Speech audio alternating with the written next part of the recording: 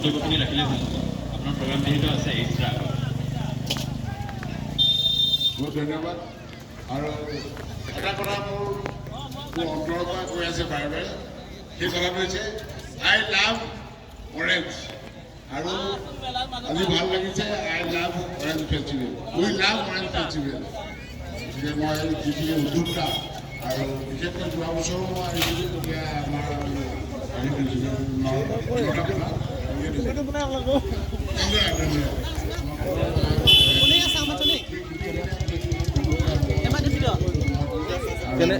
Sispa Sanpo. Ini ada tuh soal nama. Ah, biar satu. মই সঁচাকৈ খুব আনন্দিত এক সুন্দৰ পৰিৱেশ এক সুন্দৰ আৰু যিটো পৰিৱেশত বতৰেও আদি কৰিছে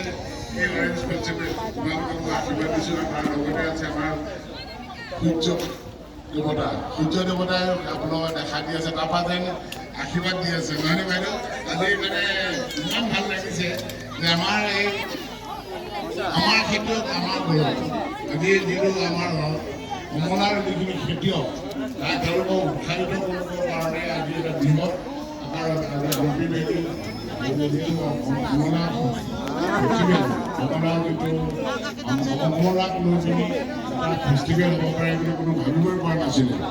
আচলতে অসমত কমলা বুলি ক'লে আমাৰ তাহানি যুগৰ পৰাই সোণাপুৰৰ কমলাটোৱেই আচলতে আমি জানিছিলোঁ আৰু পাছতহে নাগপুৰৰ কমলাটো আমি গম পাইছিলোঁ কিন্তু প্ৰথমতে আমাৰ আচলতে কমলা বুলি ক'লে সোণাপুৰৰ কমলা বুলি আমি বিভিন্ন অঞ্চলত আগতে বৃহৎ পৰিমাণৰ